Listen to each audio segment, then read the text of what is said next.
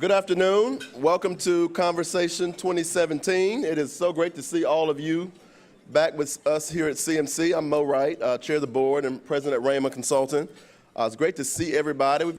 Today, the Columbus Metropolitan Club is pleased to present Conversation 2017, The Changing Faces of Conversation, CMC's second annual conversation event, and it's both a celebration and it's our only annual fundraiser. So we thank you all for being here. You probably noticed that ticket prices were just a little higher this week to account for our fundraiser.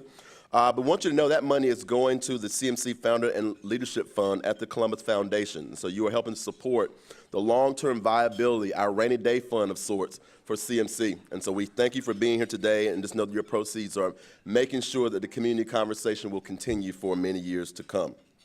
Support from CMC comes from a variety of sources, and we'd like to thank our honorary founders who've committed for the long haul with us, and they include American Electric Power, WBNS 10 TV, and the Dispatch Media Group, and each of them are all represented by many associates here today. We also have table hosts with us today with Homeport and Hollywood Casino. Round of applause for all of our sponsors, supporters, and for all of you for being here.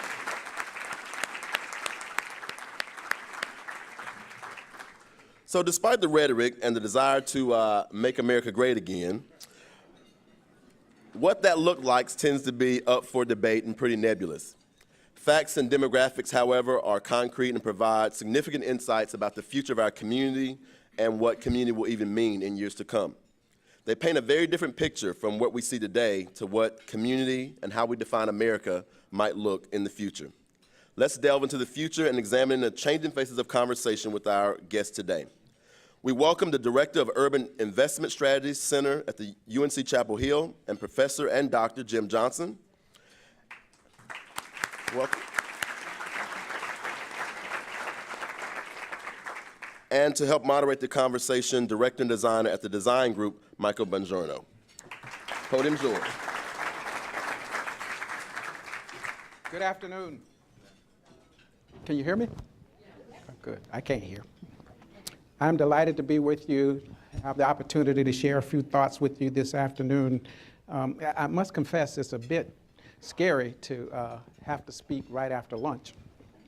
So what I typically do when I find myself in this situation, I whisper to my audience the same thing the famed Hollywood actress Elizabeth Taylor said to each one of her 8 husbands when she was standing at the altar about to be married. She whispered to each one of them, say, "Honey, I won't keep you long. I promise to be quick, fast, and in a hurry today."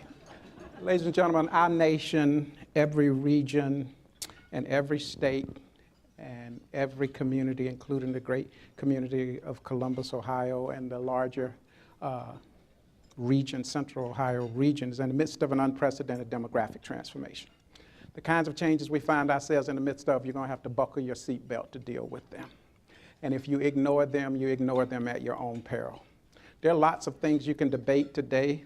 Quite honestly, I'm tired of them politically. But what I want to suggest to you is that basic demography is not one of them.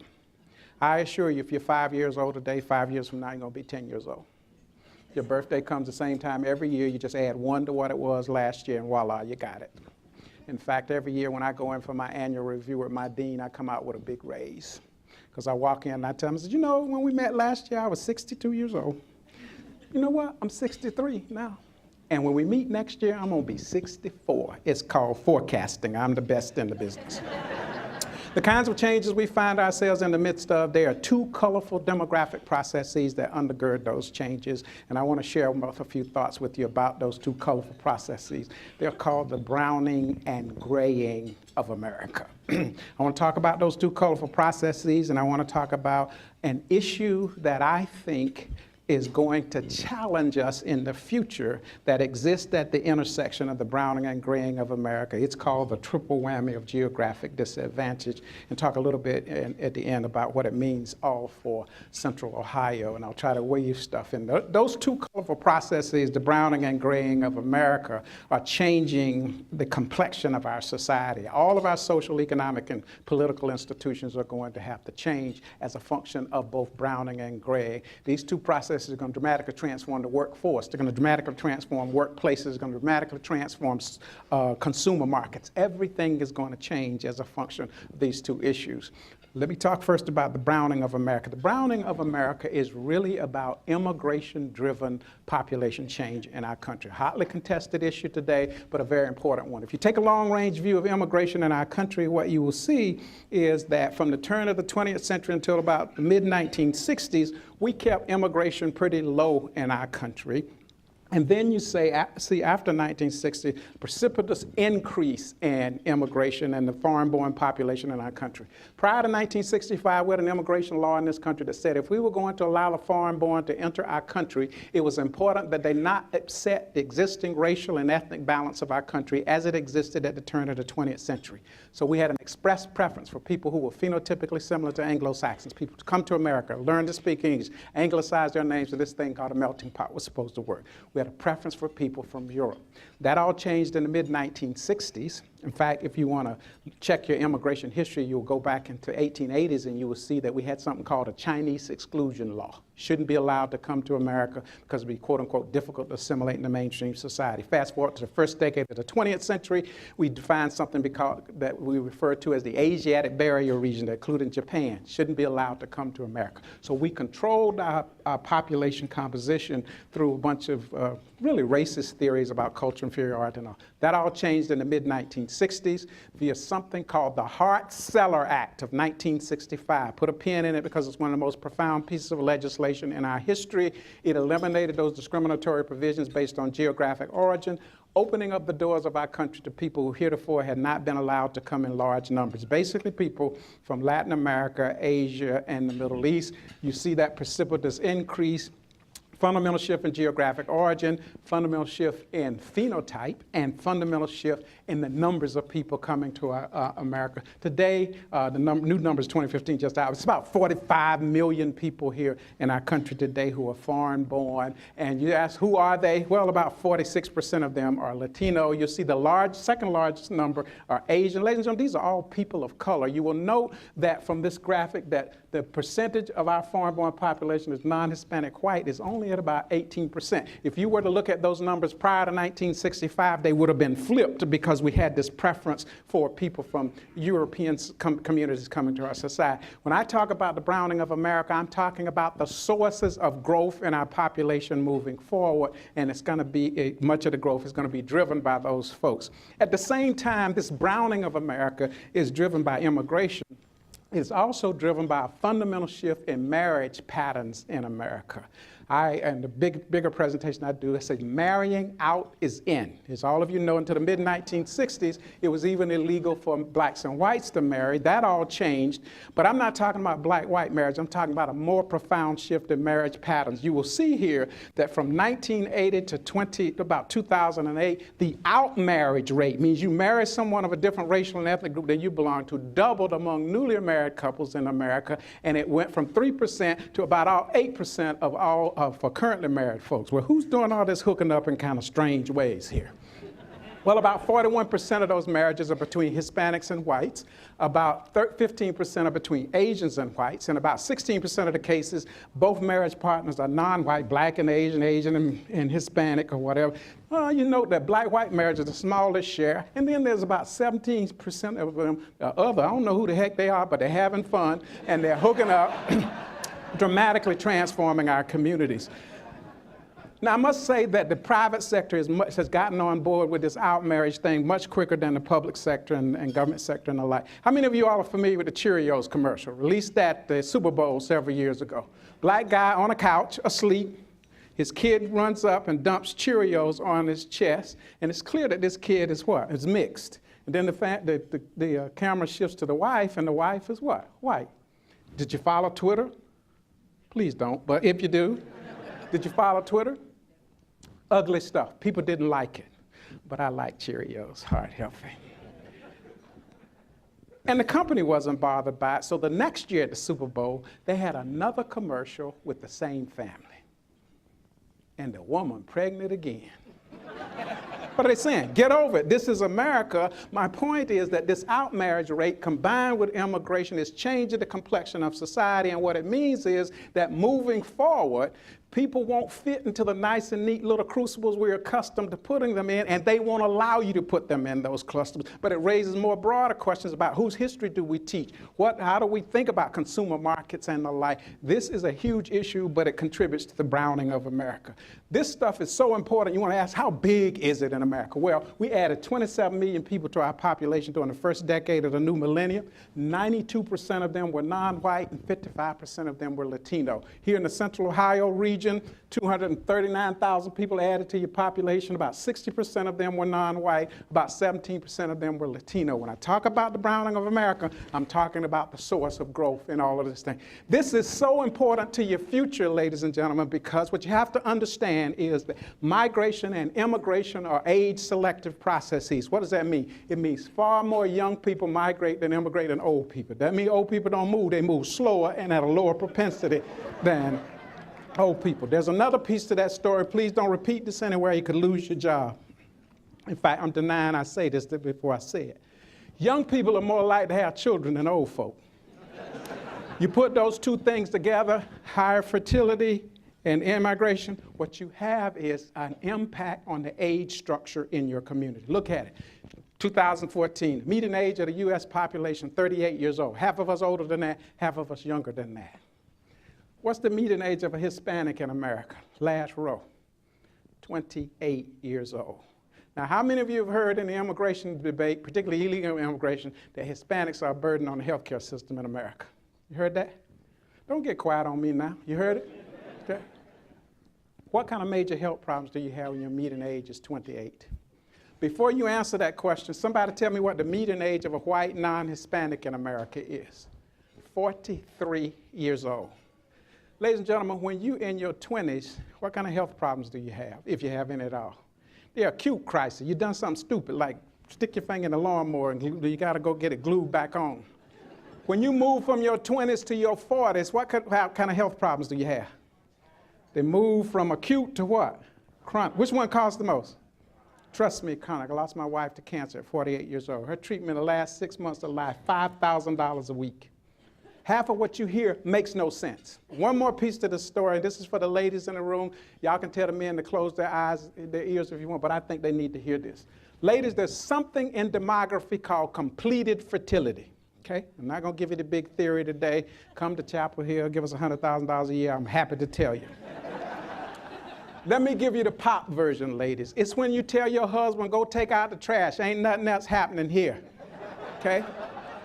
And completed fertility for women occurs between the ages of 40 and 44. There's this precipitous drop in fertility, okay?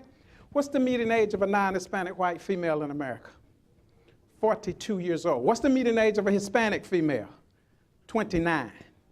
Now, you will note between the 42, the two yellow lines, and the 29, those are all women of color. And you'll note a 10 to 20-year gap in the median age. You know what that gap is? It's your fertility gap. We know exactly where kids are going to come from. Now, I know that some of y'all in the room in your 40s tonight, I'm going home and fix this tonight. I say, go ahead. Leave now. You might go home and squeeze out one, but you're not going to do what a 29-year-old can do. Okay? So, ladies and gentlemen, the message to you is you build a wall around your country and try to keep everybody out, you got a slight problem. It's called the future competitiveness of your nation because you're going to need the talent to propel your nation. Now, it's a fundamental demographic issue. It's not unique to us or you here in this region. This is a global phenomenon in terms of aging and the like. We see the impact. 1990, 66% of all births in America were to non-Hispanic white families. That dropped to 50% in 2008. For the first time in history in 2011, non-Hispanic white births dropped below 50%. It's unlikely to go the other way because of declining fertility and the next problem that I'm going to talk about in just a moment. We know where this growth is going to occur, but our policies in terms of immigration and the like are a competitiveness issue and challenge for us in terms of workforce and a whole range of other things. We're talking about a heck of a color adjustment, the browning of America. In 2005, 67% of our population was non-Hispanic white. 10 years earlier, it was about 74%. We now think by 2050, the non-Hispanic white share is going to drop below 50%. It's unlikely to go the other direction because of the dynamics that I'm explaining to you now. What's happening in the Ohio region? You're growing. The first decade of the new millennium, the Midwest grew by 3%, the state grew by 1%, your central region, Franklin County and 14 other counties here, grew by about 12.3%. So you're growing more rapidly than other places. And to give you some sense of the browning of America, net gain in the region of 239,000 people. 39,000 of them were Hispanic, growing at 128%. Your white population grew by 96,000, but only 6%. Double-digit growth for all people of color except American Indians, Alaska Natives. Your browning is going on. Here it's not as profound in other places, but it's the trend is the same, and you need to be mindful of it because it's all important for you. Look at the age structure. Your median age for women is 38, in the 30s, high 30s, late 40s here, but look at that Latino population in the 20s and the like. You need every one of them. You're going to need every one of them. You send them home, you got the Bengay crowd left. What's happened since 2010, 2015, the Midwest has grown by 1.4%, Ohio under 1%, you fortunately 5.4% of the region. You're a boom region, but you need everybody, you need to understand the dynamic and the compositional effects of the sources of your growth. A lot of migration here, about 50,000 migrants. 30,000 of them international migrants since 2010 in your region. All of this is doubly important because at the same time that your population is browning, it is also graying. Browning is about immigrants and people of color changing the complexion of your society. Graying is about the aging of your native-born population. Now, I think it's a fair question to ask. How do I know if I'm part of the graying of America? 4 ways. Number 1, if you got difficulty seeing this screen, you're part of the graying of America. Number 2, if you got to go to the restroom twice before I finish this presentation, you're part of the graying of America. And number 3, if you fall asleep, it ain't my fault. It's whatever you ate for lunch. Graying of America is about 3 things. It's about changes in longevity, it's about declining fertility, and it's about a group of us born between 1946 and 1964 with a boomer cohort. We are living much longer today, ladies and gentlemen, than we ever envisioned. When we instituted Social Security in 1935, the average person turning 65 then was going to live another 12.7 years. That same person turning 65 today is going to live another 18.7 years. And we now think living to 100 on a routine basis is well within reach. And there's one school of thought that says the person who will live to 130 has already been born. Why? Medical advances extended our lives. Y'all are eating better sometimes. Y'all work out sometime. And now we got this thing called regenerative medicine. We got a scientist in North Carolina who's regenerated a bladder. Your bladder wear out, we'll sell you no. You just tell me what color you want. We're working on every body part now that thinks that we can extend life. And Google just several years ago developed a company where the whole purpose of the company is to defeat death by prolonging life. It's looking for big relationships and big data mining and the like. And we know, we got these longevity hotspots all over the world that people live forever. Declining fertility, ladies and gentlemen, if you are a couple, to replace yourself, you need 2.1 kids to have 2.1. Don't ask me about the 0.1, you just got to be rocking and rolling, okay? If it takes 2.1 kids to replace yourself, who's replacing themselves in America? You got one group. You got one group. Non-Hispanic whites have had a total fertility rate of 1.9 for about 2 decades. The average family has 1.9 kids. Now, I quite frankly don't know how you get 0.9 of a kid. I taught a few of them at Chapel Hill. But you need 2.1 kids to replace yourself. When you're below replacement level fertility, how do you grow? Only way you can do it is import it, ladies and gentlemen. Understand that that's the fundamental thing. Then there's a group of us who were born between 1946 and 1964. Let me see a show of hands. 1946 and 1964. Some of the rest of you don't have your hands up lying, but it's okay. Those of us who were born between 1946 and 1964 are part of the post-World War II hormonal rush in America. Our fathers went off to World War II and came back home and got busy. Got busy to the tune of producing 81 million of us. We're the boomer generation. And on January 1st of 2011, the first boomer baby boomer born in America turned 65 and became eligible for what? Everything. Every day, 7 days a week, 365 days of the year, for the next 20 years, we boomers will be turning 65 to the tune of $8,000 per day. Every day, 7 days a week, 365 days of the year. Look at the numbers. 45 to 64 in 2010, 81 million people, 19 million people, 20 million people moving into that cohort of about 32% growth rate. You will note the second most rapidly growing population is 65 plus. Why? Because we're living longer after 65. When I talk about the silver tsunami, that's what I'm talking about. It's the pig and the python marching out. But we got a slight problem, ladies and gentlemen. Look, what happened to the 25 to 44-year-old population? It actually declined. Social Security is a pay-as-you-go system. What does that mean? You're paying in, somebody else is spending your money. What needs to be happening to that 25, 44-year-old population in order for you people who claim you're not boomers to get any money? They got to be working. And that population's got to be growing, but we got a slight problem. Some of the debilitating diseases that beset us boomers and pre-boomers later in life are now besetting Gen X and Gen Y earlier in life, leading to the early onset of death and disability. And one of the biggest issues today is the opiate crisis. That's what it looked like in 1999. That's what it looks like in 2014. 11,000 people hospitalized daily and 91 dying daily. Prime working age people in the prime of their lives that need to be doing what? Contributing so that you can sustain those systems. So understand, ladies and gentlemen, your competitiveness in the global marketplace in the future hinges upon the ability to manage the browning and graying of America simultaneously, because these two things are real. 8,000 per day, I told you we're aging.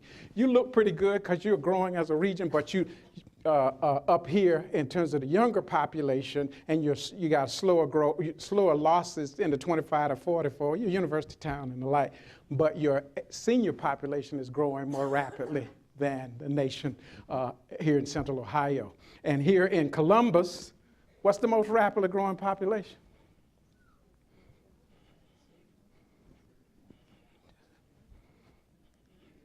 And when you look at that older adult population, you got one generation households, you got two generation and three generation households here. Most seniors, one generation, they live by themselves, either single adults or the married couple by themselves. But increasingly, as the economy has gone wreak havoc, you got older adults now who are, some of them live independently. You got a bunch of caretaker households, older adults who are taking care of their children and their grandchildren in their household. And you got younger, non-elderly people who are taking care of their older parents, in-laws, and things of that nature. I've developed this for you. You got about 3,861 persons living in group quarters. The median age is 81, is 71% white, 67% female, with a disability count of 3.68, with $17,000 in income. If you want to look at single persons by themselves, about 36,000 of those, 76 median age, 78% white, 70% female, getting to a disability count of about $34,000. Husband and wives in their early 70s, $42,000 a year. Hard to live on that. Elderly single parents, this is that second generation, a householder who's 75 years old, got a 46-year-old child in the household, earning $19,000 a year. There's no intergenerational mobility there. Same thing for elderly married couple with a child who's 34 years old, earning $19,000 a year. Challenge. Whew, tired. How many minutes I got? 6 minutes. Y'all invited me here. I'm going to take all day.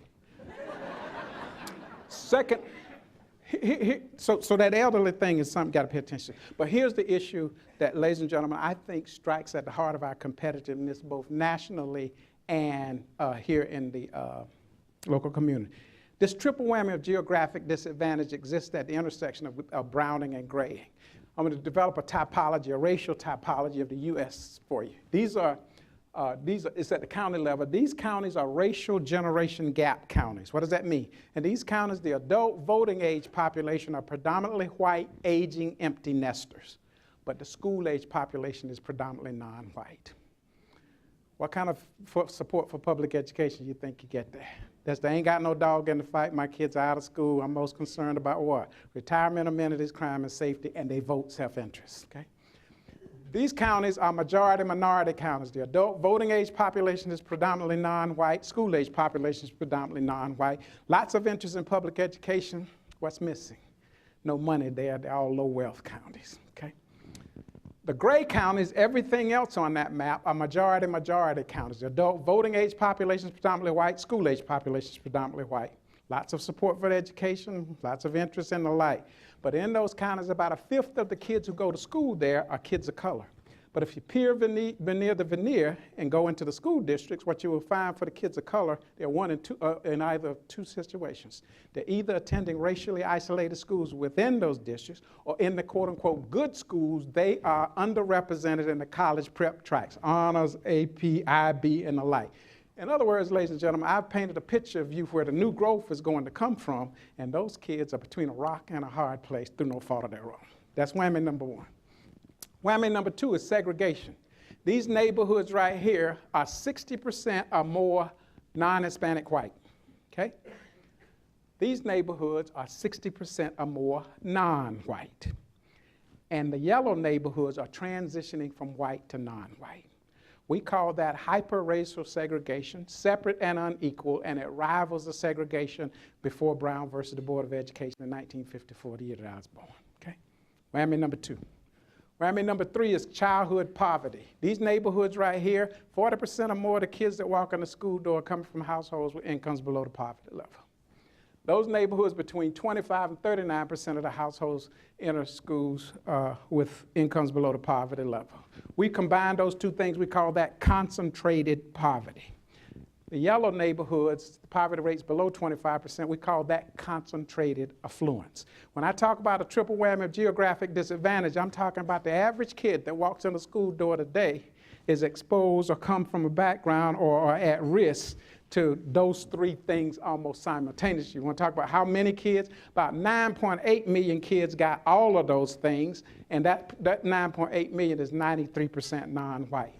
About 12 million kids got two of those things, that's 81% non-white. Single whammy, one of those things, 20 million kids, 39% non-white. For 32 million kids, life's pretty good. They're not dealing with any one of those things. Now remember that your growth is at the top of this scale, not at the bottom in terms of where future talent is going to come from. I wish that was the only thing. These are food deserts that go on top of that, where kids come to school insecure, food insecurity and the like. Don't feed the body, nothing can happen with the mind. And those are suspensions. 3 million kids suspended from school annually, and 250,000 of them referred to the police for misdemeanor charges as early as the first grade. Okay, it was used to be the third grade, but we had a teacher in North Carolina who referred a first grade kid to the school resource officer for threatening her with the first grade scissors. Now, I've been out of school a long time, but I remember my first grade scissors. And what I remember about them, they were round at the tip, dull as you know what, and wouldn't cut construction paper. And you have a teacher that gets a kid suspended with a misdemeanor charge in first grade. That's the scarlet letter of everything. Everything. 3 million kids. Those are black kids, those are the Latino kids. Creating a whole disadvantage for people. What does it look like in your region? I'm just going to run through this. So you are kind of a majority set of counties, your region here. 29% in terms of kids, 29% non-white, 71% white. You see the breakdown there. So segregation.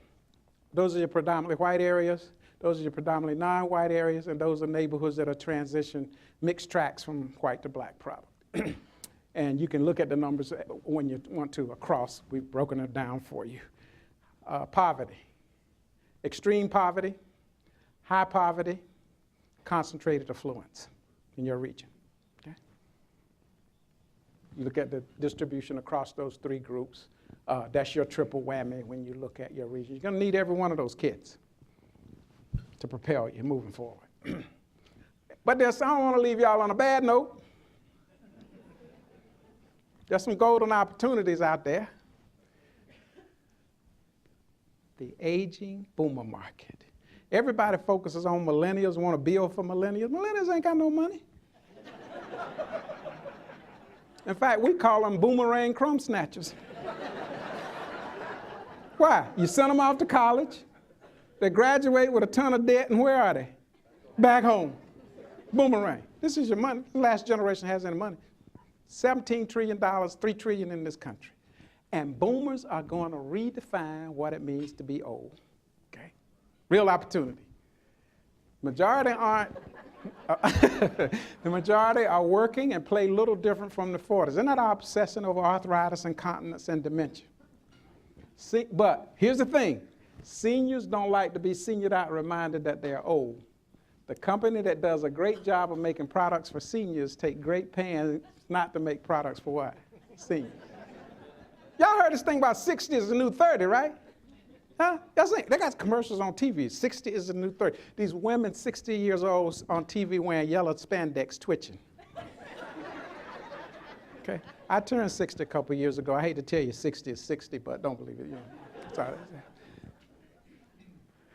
Encore Entrepreneurship. If you want to talk about economic development, ladies and gentlemen, focusing on the 50-plus population and their desire to be entrepreneurs is really important. 1/4 of the 44 to 70 population interested in becoming entrepreneurs.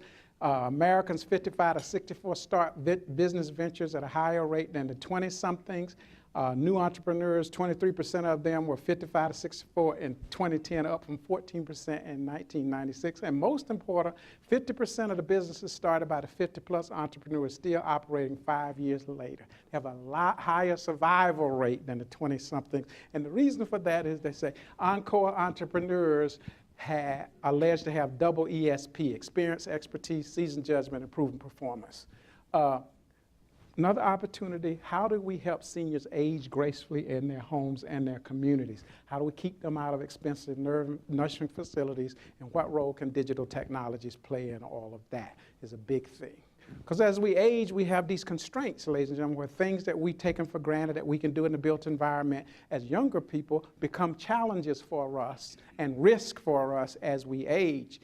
And so everything in the built environment has to change as a function of an aging population. The pedestrian crossing signal at the street assumes that the person crossing the street walks 4 feet per second. The average senior walks 2 to 3 feet per second.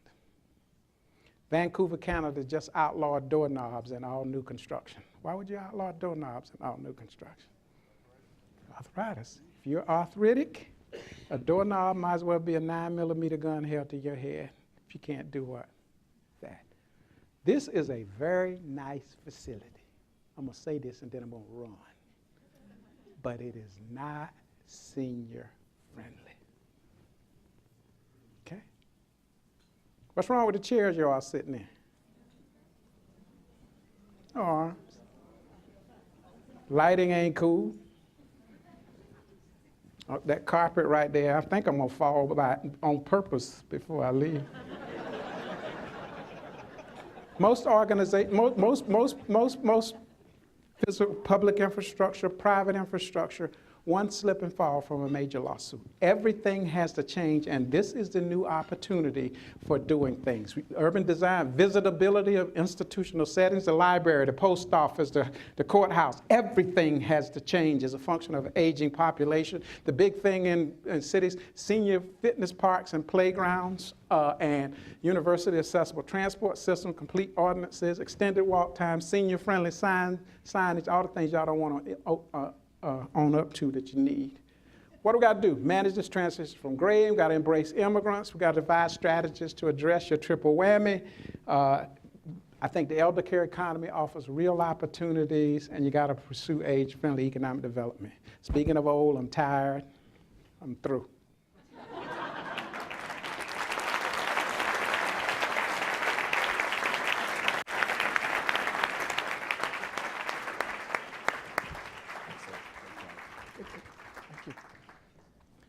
Well, thank you, Dr. Johnson. That was inspiring. You know, you and I were talking briefly at the table about some of the things you touched on in your talk.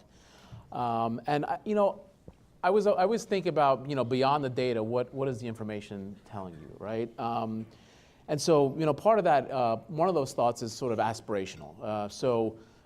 My father came to this country in the 60s from Sicily. My mother's parents came to this country from mainland Italy in the late 1800s. Mm-hmm. So they had a very specific vision of the American dream. Mm-hmm. And one of the things I wonder is the, you know, what is the vision of the American dream for the new immigrants? Is it the same? Is it different? And if so, how? There's no difference. Everybody comes to America. Our value proposition is that here, it can be done. The structure of opportunity exists in our country, and if you look at the data very carefully, the business startup rate is much higher among immigrants than it is among the native born. Why? Because immigration is a selective process. Not everybody from a country uproots and comes to a place. They are risk takers by definition. Our country was built on that, and we need to understand that if you look at the Silicon Valley effect, all of those booming countries, either the CEO or the co-CEO was what? An immigrant. And so I think we're shooting ourselves in the foot if we don't recognize the selectivity of that population and then embrace it to continue our competitiveness in a global marketplace where the new normal is certain uncertainty. Well, that's great. That's great. And I want to ask another question that kind of relates to that. So I'm an architect, and I think about, you know, what the spatial possibilities Sure. are of built environments. And we were talking a little bit earlier, and you kind of touched on some of this relative to the sort of aging population, that this idea of gentrification and civic entrepreneurship and how that can kind of work to kind of build communities. And I described to you, you made me a little more optimistic than I was before. Sure. I started talking to you about gentrification, the issue of gentrification. Mm-hmm. But you had some interesting ideas that you're exploring to address that sound like they have solid solutions. Sure. So, I really think aging can be the new strategy for economic development, business growth in our economy, because everything has to change to accommodate an aging population. Whether it be in the person-centered environment, houses need to be renovated to be age-friendly and the like. Our public infrastructure needs to be renovated. Our private infrastructure needs to be renovated and the like to accommodate an aging population. So that can be a driver in and of itself of change, economic opportunity, and growth. And I think the region that gets this right first is going to have an incredible competitive advantage in the marketplace. Because if you don't fix it, you are one slip and fall from a major lawsuit that's going to probably cost you about $2.5 million. It's cheaper to fix it than to litigate it.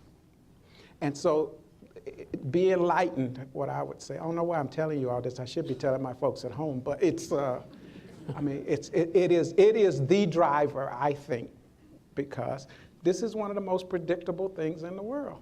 You're gonna get old. Some of you already there, including me. Well, you discussed an idea with me at the table about accessory dwelling units, mm-hmm. And how that can function to kind of deal with issues of gentrification. ADUs? ADUs, yeah. So how do we help seniors age in place? An accessory dwelling unit is like your mother-in-law's flat in the backyard. 500 to 700 square feet, for the home health care worker or your mother-in-law. I'm advocating that we don't pay home health care workers very well now. What would happen if we built accessory dwelling units and gave them an equity stake in home ownership and the like, and assigned them a cluster of seniors to look at where they have a pedestrian journey to work? It increases density in your community, it reduces traffic patterns, the impact on the environment is minimized and the like, and people have a stake in the American dream of home ownership and a whole range of other things. So our demography gives us a certain set of things that if we are smart, we can take advantage of them and build multi-generational, mixed income kinds of communities. We've just, in North Carolina, we just had the opening. We built a tiny home for the first senior citizen. It's 504 square feet at a price point of $230 a month. Right across the street from a new house that's $450,000. It can be done. Got to have the will to do it. And that's something you developed a patent for, correct? Well, we developed a patent for a modular age-friendly home and a modular accessory dwelling unit. Stay tuned. I'll have y'all in Aruba next year for this meeting. So it is fascinating for me to think about how that can affect how cities develop and grow. Do you see broader impacts to, I mean, if you look right now at sort of the second-tier suburbs and how they're not kind of holding their value, do you see any way to kind of adapt that to this new model with regard to the aging community? Everything has to change everywhere. Yeah. I just think that the trend is for, as you age and become empty nesters, although some of us feel like we're never going to become empty nesters because of our boomerang crumb snatchers, but as we do age, what do you want to do? You want to downsize, and you want to be in a place where it's walkable, it's livable, and a place like Columbus, because you have a university and world-class health care, we know where these things are really going to occur. If you look at retiree migration, they want to be where amenities are, but you can have all the amenities in the world. If you don't have world-class health care within 30 to 45-minute commute, they're not coming.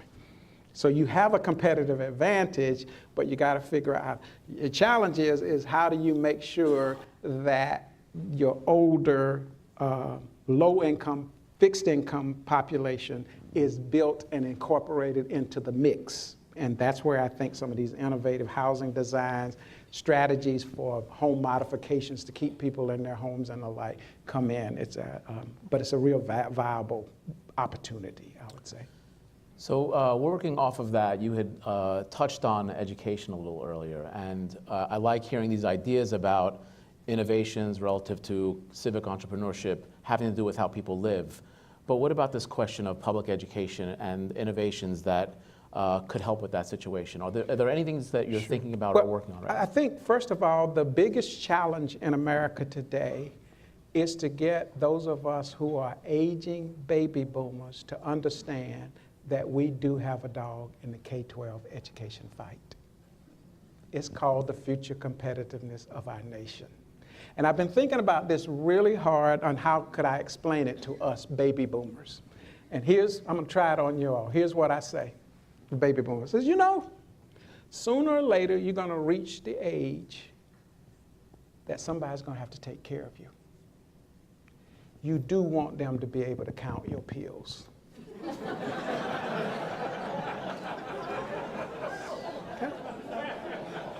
Okay? You don't invest in education?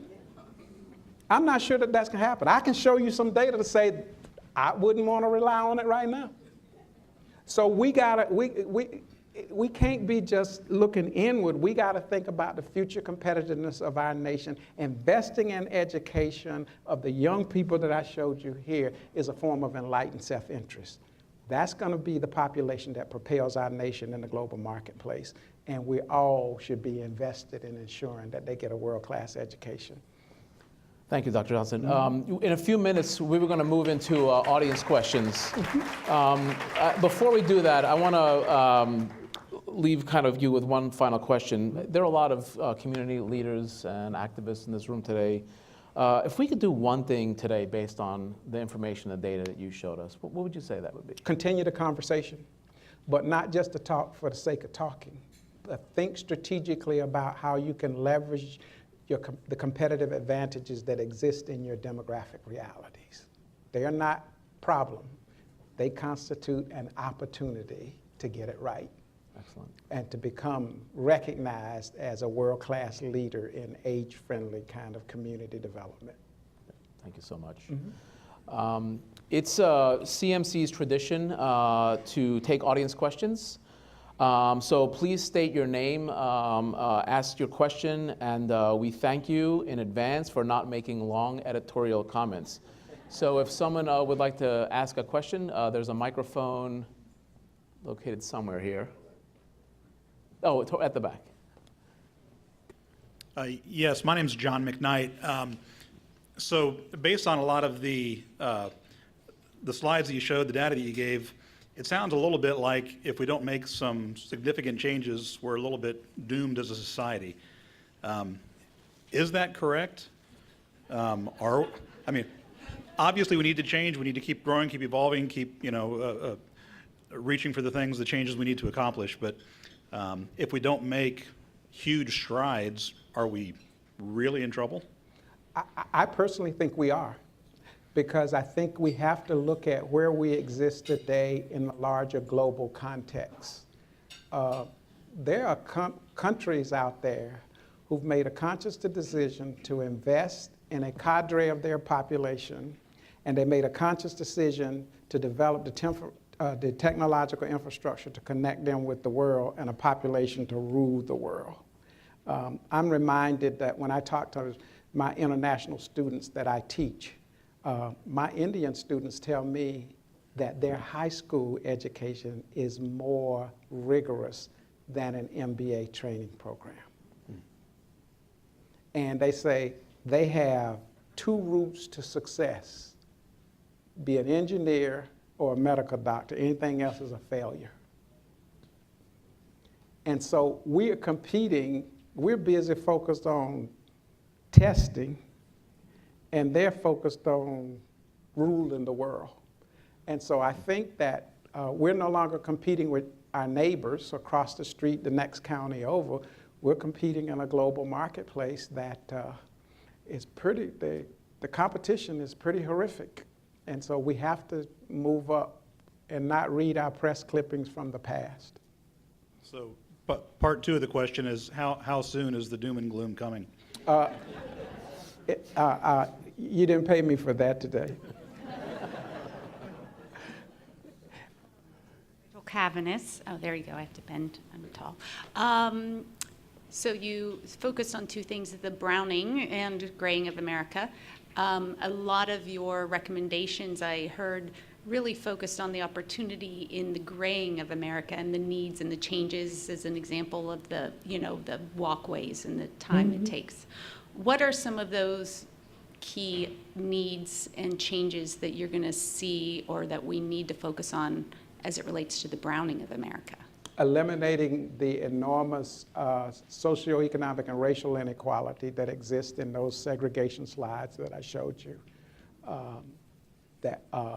Creating equitable opportunities for development and growth, improving and creating opportunities for those kids who are in those racially isolated schools and poorly funded schools, improving the allocation of resources there, improving the quality of education that those young people get, I think is very, very important. We're doing some of this. We've built, for an example, in Durham, we've built our own school for vulnerable children as a beta test site for new ideas and innovations for how you educate kids.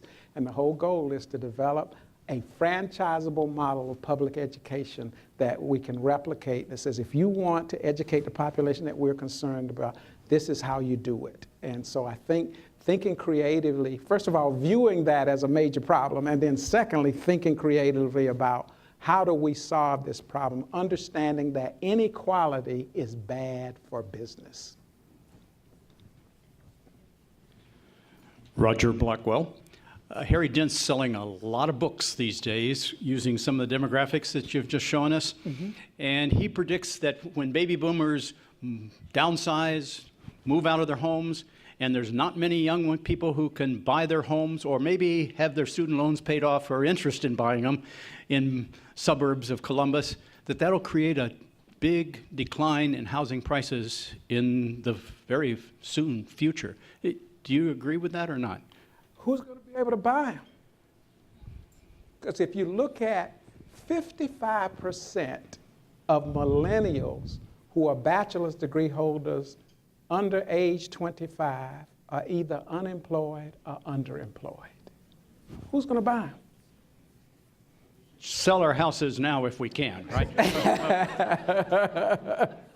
I mean, so, that's a challenge that we have because that's why I call them boomerang crumb snatchers. I said it being facetious, but it's the reality. They're not buying houses, they're not buying cars, they're not marrying and all of that. You need all of that to be going on to create a viable and booming economy. But this is a very, very interesting kind of economy. If you look at the last 3 recessions, long-term joblessness, defined as being unemployed 6 months or longer, increased more rapidly among people with some college, a bachelor's degree or higher than it did among people with a high school diploma or less. We've been in a white-collar recession for the last 20 years.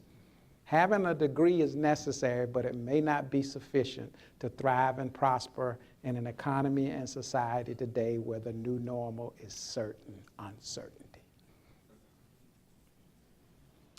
Hi, Lauren Sega here. You spoke a lot about the impact of the aging baby boomer population, but I'm wondering, as the millennial and even the Gen X population ages, and as the opiate crisis stunts these populations, what do you see as the larger economic impact of that? Of them aging? Well, these smaller populations. Actually, the millennial population is pretty big.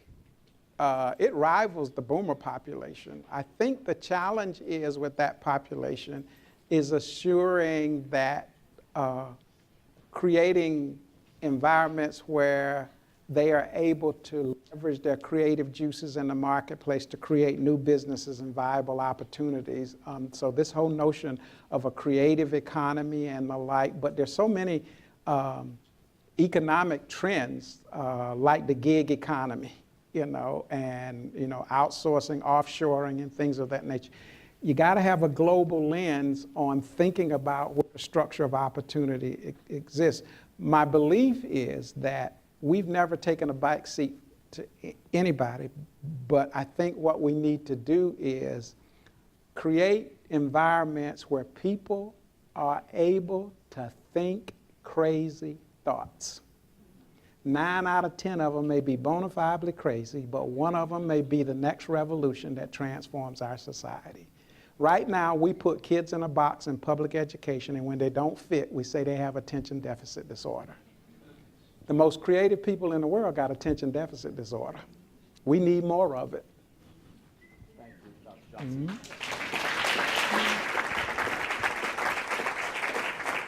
Well, I think all of us enjoyed today's forum. Thank you so much for being here. We want to remind you, you can rewatch all of that good data through a number of sources, through Columbus Television, CTV, through WOSU and PBS affiliates throughout the state, via the Ohio channel, and through the CMC website via YouTube. Let's thank once again our sponsors for today, 10 TV, AEP, and Dispatch Media Group. And to our hosts today, Michael Bongiorno and Jim Johnson, thank you so much for everything you shared today. We're going to close it here, folks. You can continue the conversation in the lobby over coffee and cookies, and we hope to see you again next week. Have a good one.